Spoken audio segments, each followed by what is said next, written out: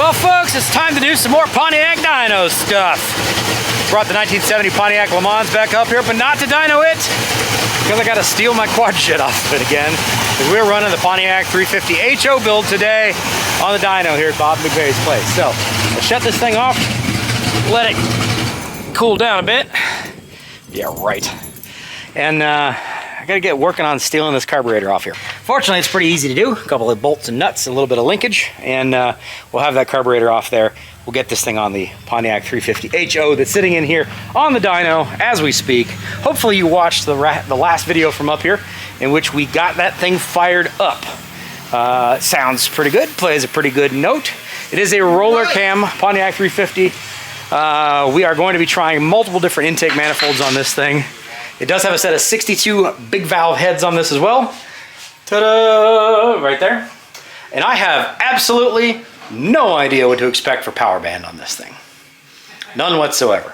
It's got a slightly more than 500 lift camshaft in it. It's gonna have 15 or 20 or 6,500 RPM intake manifolds on it. So it should pull pretty well. The camshaft is designed to pull up that well. I don't know, we'll see.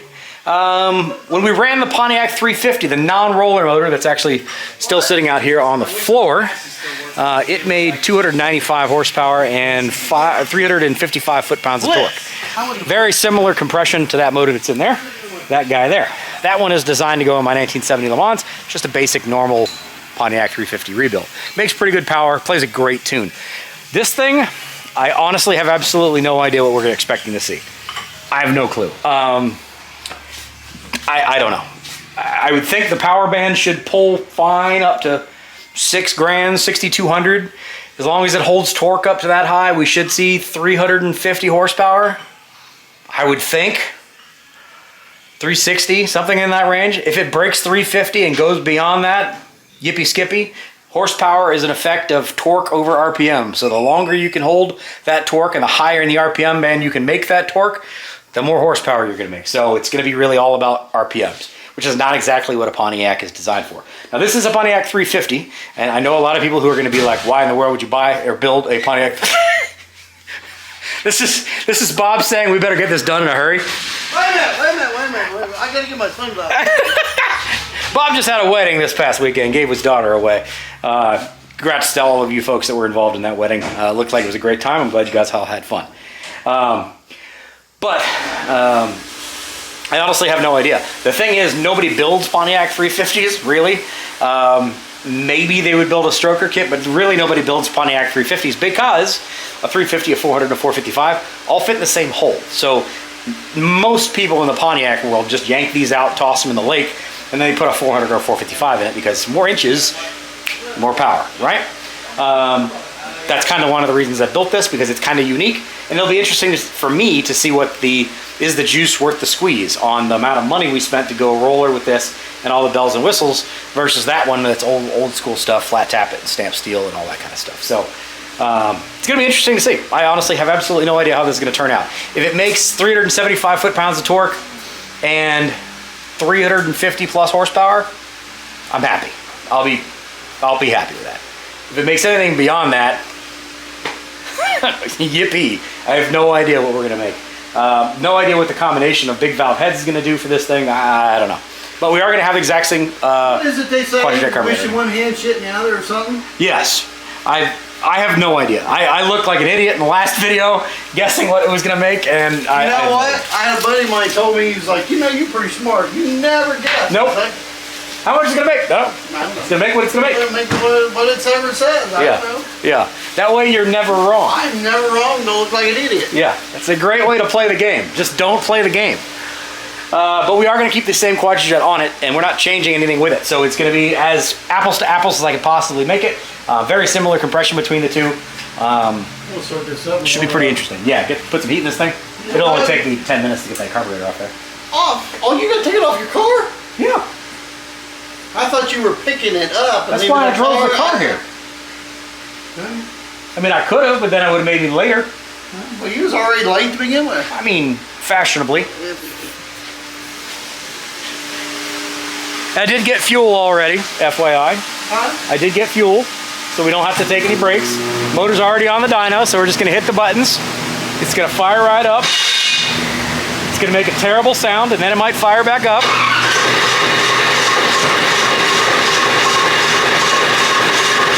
Let oil pressure build.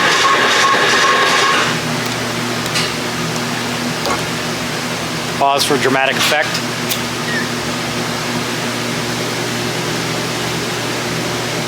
By the way, it's almost October and it's still 90 degrees here. Apparently we rescheduled fall to start in October and maybe go through December, I don't know. What'd you do? Well, I left at work, okay?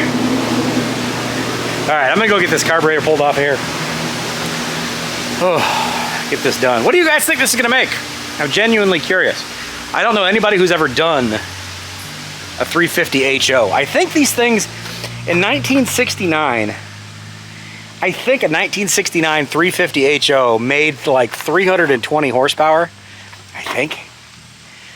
And that's basically exactly what this is. It's the same exact heads they ran in 1969.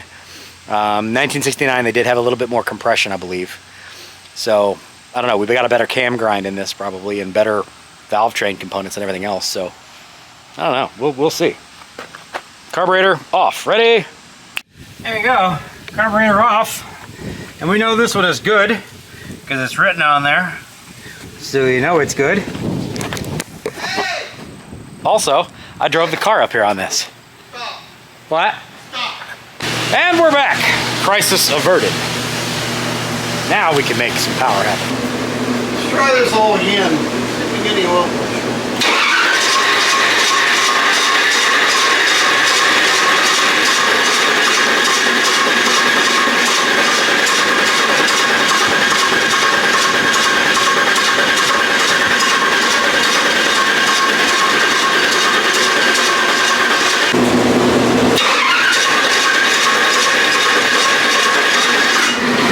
Fuel pressure. There we go. Now we got fuel pressure. Your stick isn't hooked up.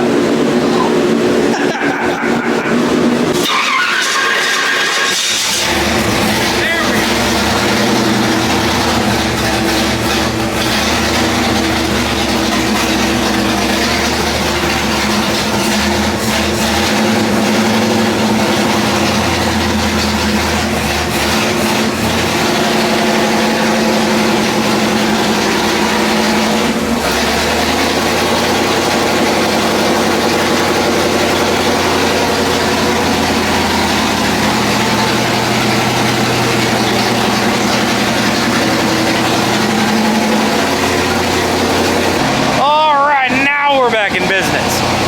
Quick things I want to address before we get pulling on this. For those of you who have never been here and seen how this whole dyno situation works. Unlike in your car that has a self-contained cooling system, that has a certain amount of coolant that routes from the water pump through the block, back through the hoses, into the radiator, back and back and back and back. This does not have a self-contained cooling system. It's constantly circulating water. So we've got a water tank that's up there, we've got a water valve that's down here. We need to be able to fluctuate the amount of water going into and out of that motor to be able to get cooling or get heat into that motor. It's a little bit more tricky than would be on your normal car, where you have a thermostat that would make sure that your water temperature stays at 180, 190, 200 degrees, whatever the case. This is a little bit more complicated than that, but we do need to get it up to temperature so we can get to the operating level of what this motor needs to run in. Oil pressure looks to be good, everything else seems to be fine. We have not touched this motor since we were up here last week and ran this just to get it running in on the dyno. Now I have my carburetor off this car, it's sitting over here. I do have to pull off a little vacuum Christmas tree off the back of here and cap this off. And then we will pull our vacuum advance signal from this vacuum port up here in the front. And otherwise, no big deal. We'll have to adapt our fuel system a little bit, but back to the way we had it on the last 350 Pontiac, which we ran this exact same carburetor.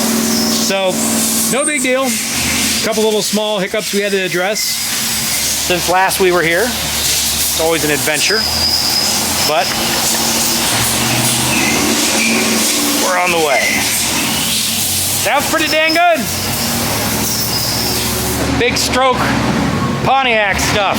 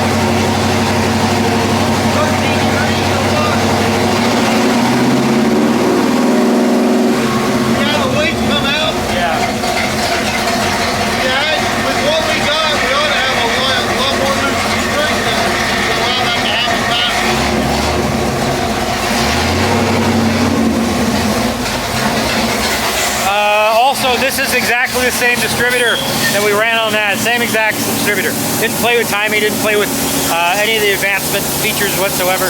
So it's going to run exactly the same timing curve that it ran on that one. Definitely not what you would be using if you were going to be doing a high-powered race vehicle kind of build.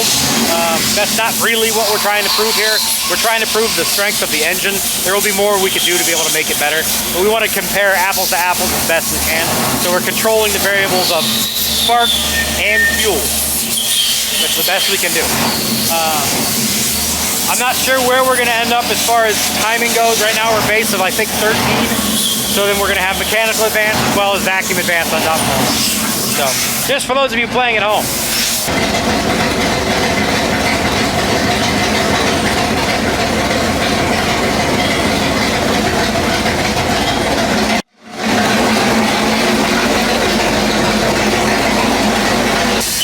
Also, compared to what you normally would see most places that when you're doing dyno stuff, most people are going to be running it on dyno headers. They're big swept out, like show and fell dyno headers that usually have really gigantic primaries, and they have a huge sweep that you couldn't run in a car.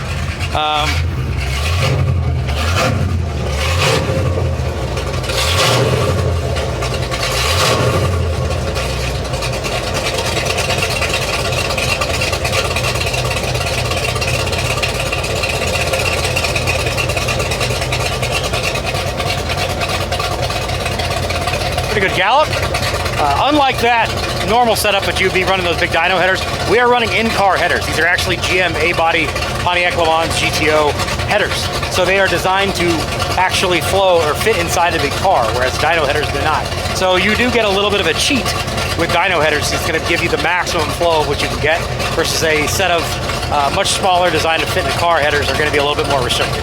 So more true to actual power numbers when we do it this way. Also, I'm not going to spend $800 to make Bob a custom set of Pontiac D-port headers because he's never going to use them other than for me.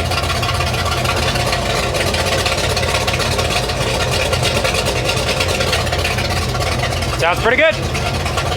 I'll have to eventually do a comparison clip of all these different buildings that have their different rumbles. I got all kinds of stuff. I dynoed a lot of motors. Coming up, 130 degrees. Yeah, I'm running cold water truck. 60 pounds of oil pressure at idle. Pretty good. Where do you want to get this thing up to? Temperature-wise? Well, I want to do 130 at a pole. I was just letting the oil warm up some.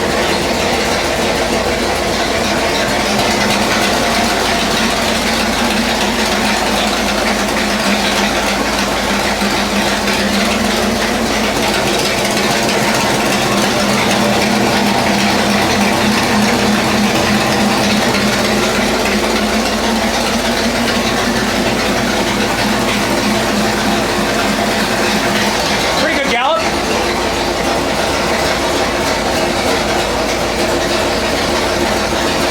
So timing-wise, we're 13 degrees base, and that's where we stopped the other motor. So we don't know exactly where we stopped the other motor. No, the other one we was up to 15, 16 degrees base timing, plus the vacuum advance, plus.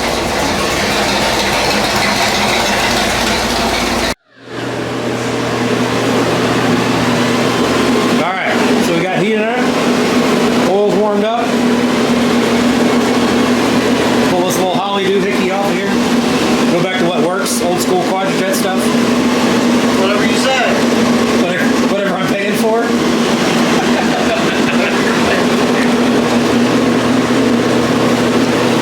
Trick little universal water pump setup too. Run it on. I've done it, created to run on about everything.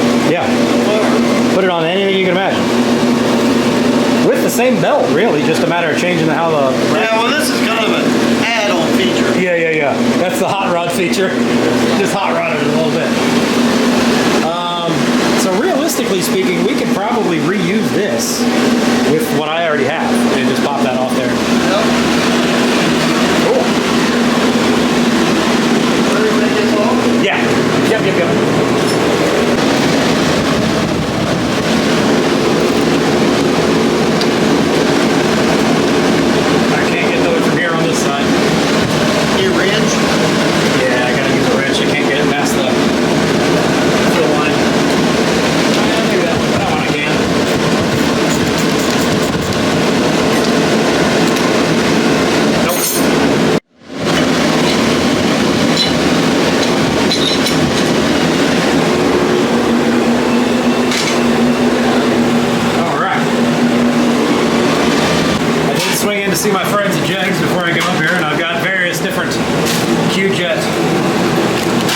types.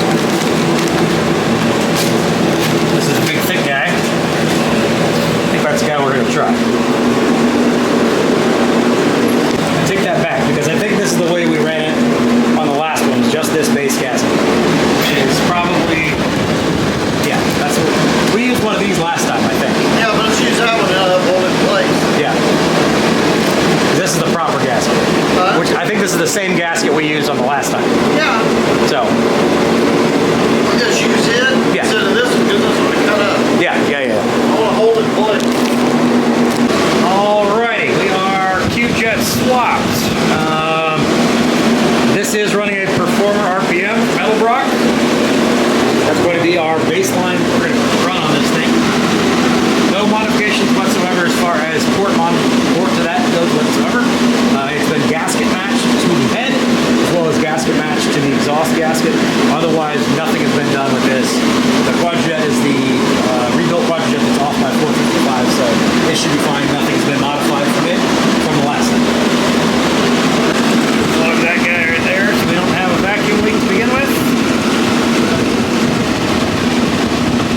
And we will pull our vacuum for our vacuum advance off of that once we're done. This one is plugged off the back. We should be good. So,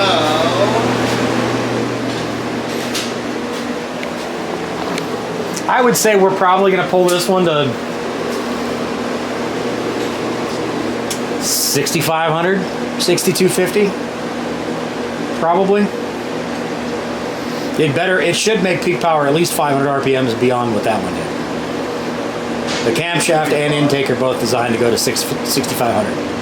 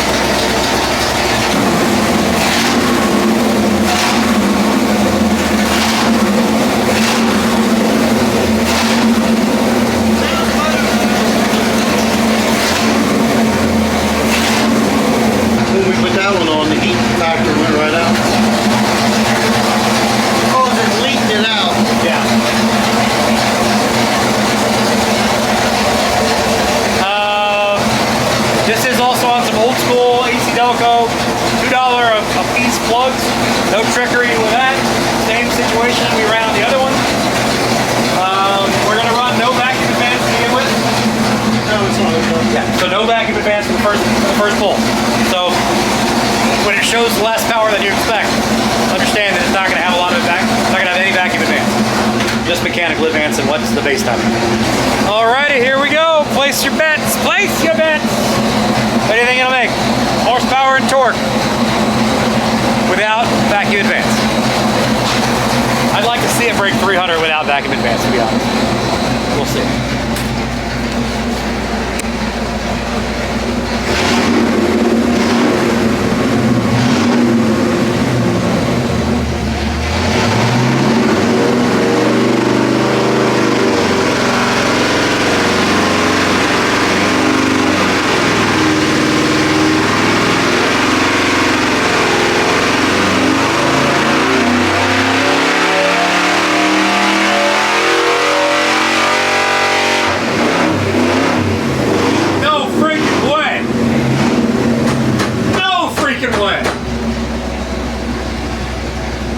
Without vacuum advance? It sounds really good with that carburetor.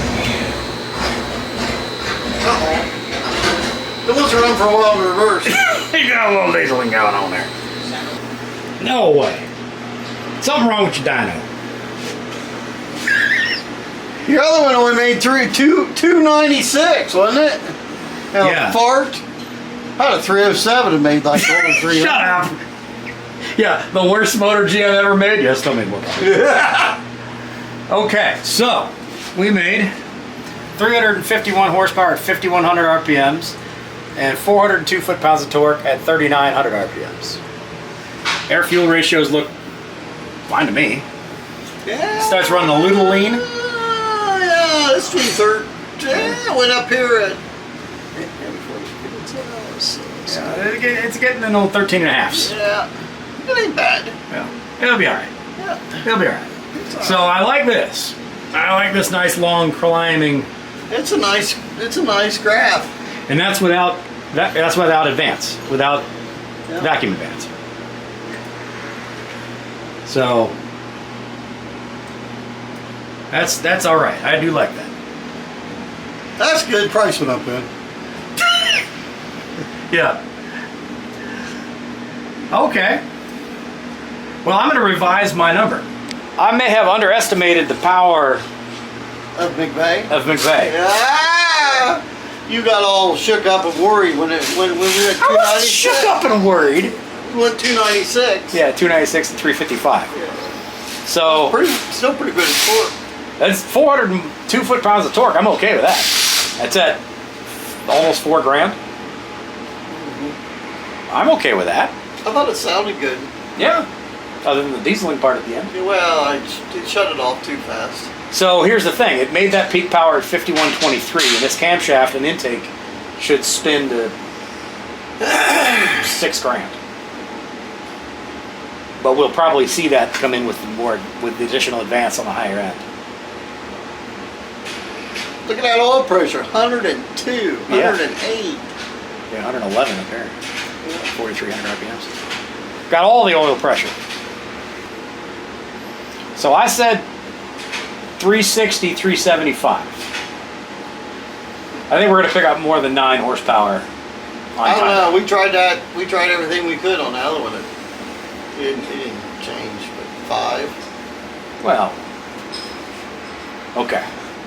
Well, good news is we made more than 350. All right, let's get this thing out of here. All right. Thanks for coming. Thanks. Appreciate that. Like, comment, subscribe, all that kind of stuff. Woo! 400 foot-pounds of torque, 351 horsepower. Okay. I'm all right with that.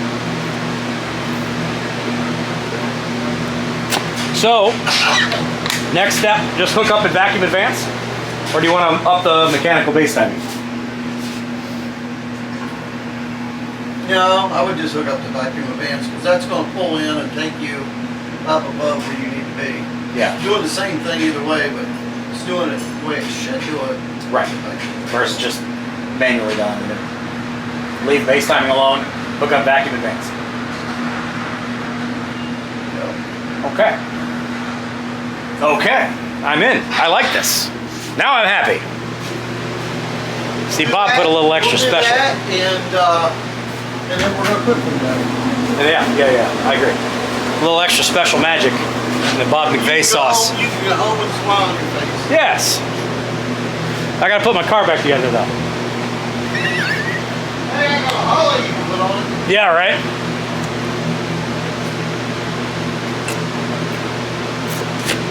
Anybody else? No other idiots that have ever I'm one of the few driven a car up? in the world that work on real time.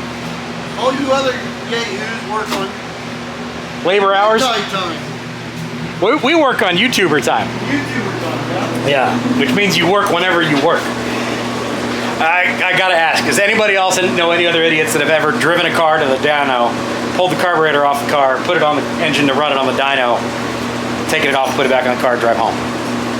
Anybody else know anybody that's ever done that, or is that a me thing? But I want to keep this all apples to apples, right? Control the variables, comparisons.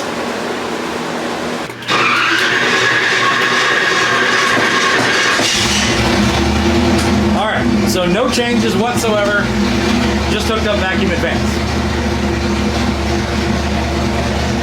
which will give us a little bit more base timing, basically, and should give us more total. yeah. I think that's direct vacuum instead of ported. So 351 was the 351 402. What we made before. I think we pick up 15 horse. Sounds good. Hit the go fast button.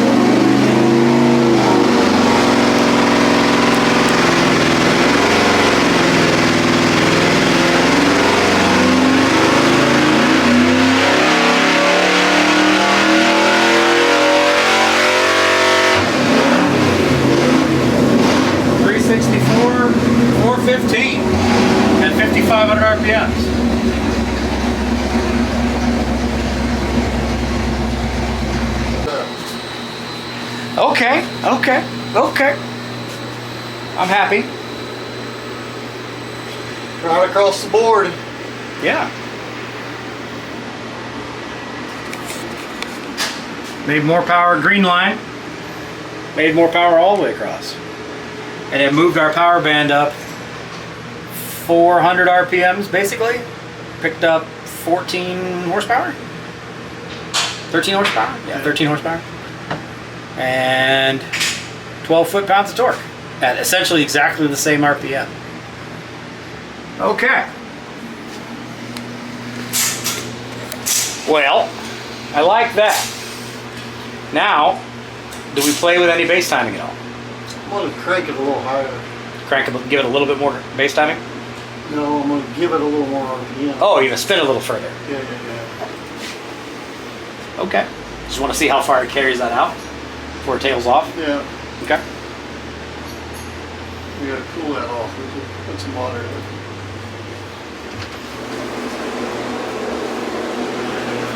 So, at the moment, over our baseline Pontiac 350 that was out there, that one made 295, 355. Yeah. And this one's at 365. So 70 horsepower and 60 foot-pounds of torque. Well, it does have 30 over pistons. So it does have slightly more. A few more cubic inch. So if you did a power at, what, 1.5? Yeah. It's still. It definitely is making more power per cubic inch. Yeah. For sure. And that's with very similar compression. Yeah, I mean, really, I mean, the biggest difference is in the camshaft. And the heads with the larger valves. Yeah, the larger valves. Yeah, absolutely. Probably the larger valves. You want to do 60, or also the 6,500. extremely professional head porting work. Yeah. That was also you ought to done. go into business on that. All right. Hey, listen, Eric doesn't do cast iron heads. Yeah. So after one or two, you wouldn't either. I could just sit in the corner. Where we were seeing, if you haven't watched the video, I would recommend definitely going back and watching that. But when we did our head porting, and by we I mean I did the head porting, it did pick up on the lower end of the lift on the valve, but didn't really pick up anything at all on the higher end of the valve. We can, I think we were like 400 to 600 lift. It was basically almost identical. So we didn't really pick up anything. I think that's largely because I wasn't increasing the volume of that hole. You were just deburring. I was cleaning up everything, so it flows better, but it wouldn't flow more because we just didn't physically increase the actual size of the chamber there. So Turn it off. Water, please. Do a back-to-back pull with let this thing spin out a little further. How far are you gonna run it? I went to 65. Okay. I mean 75. Yeah, it should be fine. The camera needed to be pointing at your face, not at my face. You built it. No, what was it? You wanted to I knew tell that was. story? I teed that one up for you. I knocked it out of the park. Long time ago, Bob Prophet, rest his soul, who used to build motors for me over at Performance Research, and Joe Coben, who's now, actually we were just talking about Joe, who now builds motors for Steve Morris, actually built the motor that's in that 455. And when we put it on his engine dyno at Performance Research, he made it very well known that at this point in time, you own this motor. If it splits in half on the dyno, you own both halves. Like, oh shit, thanks Bob. It does not inspire confidence. Fortunately, it also hasn't broken. It's been fine for 12,000 miles.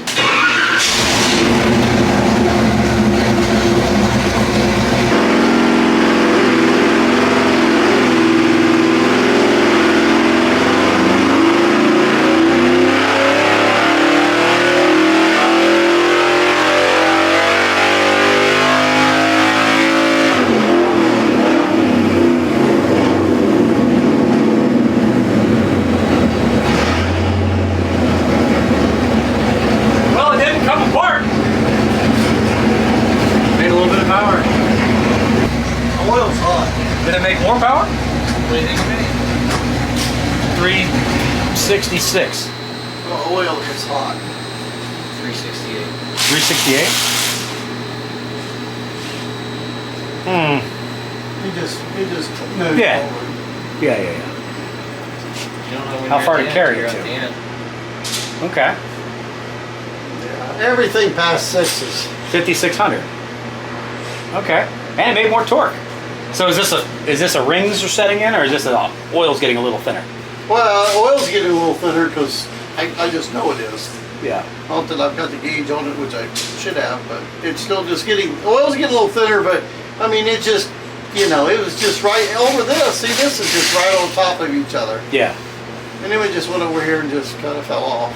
So Probably I didn't feel it hurt anything, but Yeah. with those rods in it, but still. Yeah. And a roller camshaft.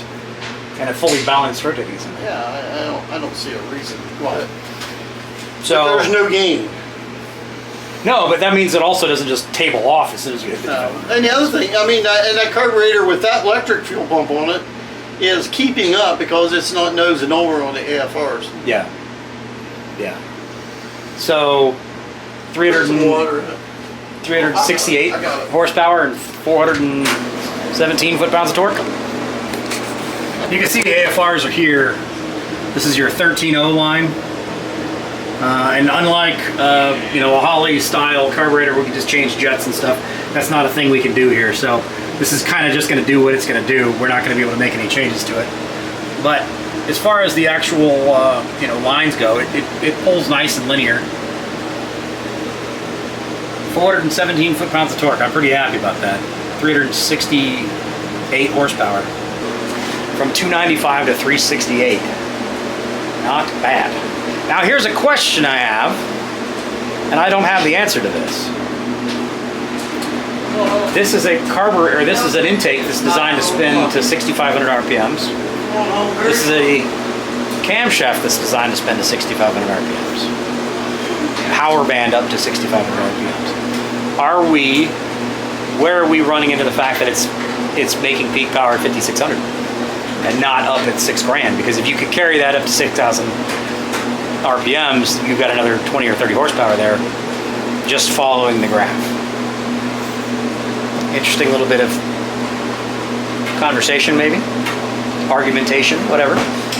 Hopefully you guys are in the comments. Hopefully you're enjoying this. I gotta say, for a little Pontiac 350, that's not bad. And it's a pump gas motor. Let's see what's wrong. Lower compression pump gas motor. You weren't right, you weren't wrong. That's the way I like to be. That's right, I try to keep my opinions to myself. I understand that. I should probably learn some lessons from you. So, 368 horsepower, 418 foot-pounds of torque. That's pretty impressive.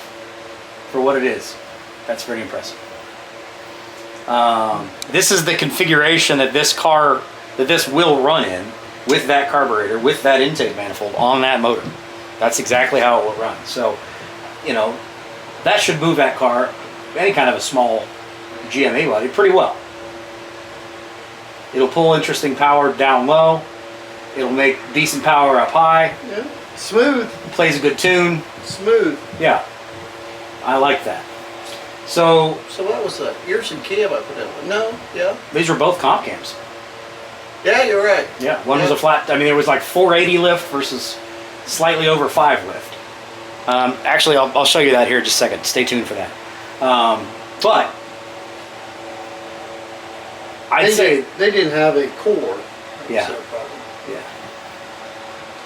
I would say that's a pretty satisfactory result for what we have in it. We didn't shoot for the moon. We're not doing anything crazy with it. But after this, next up, we're going to test a couple different intake manifolds on it and see what that does with this exact same carburetor. Maybe play with timing a tad bit, see what it does. But otherwise, it's just going to be intake testing. Tomorrow, whenever you come back, we'll just start it up, make another pull just like it is. Yeah, And set a baseline. We only go to 6,000. Yeah. And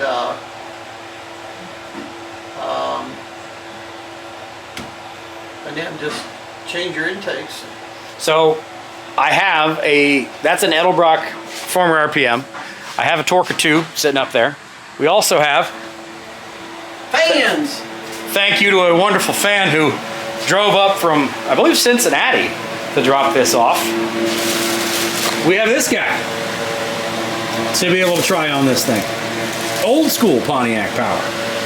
So we're going to throw a couple different intake manifolds at it, not changing camshafts, not changing anything else physically with the motor, to see what it actually does. Do you pick up power here or there where it moves, to be able to verify that? Because everybody said, you know, you make more power with this, you make more power with that, blah, blah, blah.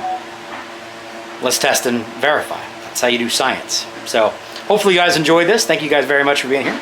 Bob, thank you for giving me another one of your days. We got one more day up here. Will be for me tomorrow, for you guys probably a couple of days, and we'll see if this thing can make more power. What do you think? I think it'll be about the same. Yeah. I would think I would be hard pressed to see that torquer make more power than that. It might make some more torque. It may make more torque. But it'll make it down low. It's not going to make it up high where it would make more horsepower. And we may not. I just don't think there'll be a whole lot of changes. Yeah. But we'll see. If I'm really, really feeling froggy, I can pick up one of my old carburetor or my old QJet cast iron manifolds and bring one of those up here. Because everybody's always said that the QJet cast iron manifolds always made the best power, even though they also weigh 40 pounds compared to those aluminum ones. It better make more power to move the car. Right. It's got to make more power. Anyways, guys, let me give you my cam specs real quick, so you guys can understand. You guys can argue in the comments about what's what, and how things are going, and why it made this much power, where it made it. So here is the Pontiac 350 flat tappet cam card. So 477, 480 lift. 224, 231. Lobe separation of 110. And this is the roller. 503, 510. 224, 231, or 230. So that's 230 versus 231. Same lobe separation. So same rollers, or similar cam profiles. Same ratio rockers. That one was on a stamped steel set of 1.5s. This is on a roller set of 1.5s. So, argue amongst yourselves. What do you think? What do you think we're going to see with the torquer? What do you think we're going to see with that other Pontiac manifold? Are you guys enjoying this kind of thing? Thanks for being here. I appreciate you. We'll see you on the next one, I hope. Take care. Bye-bye.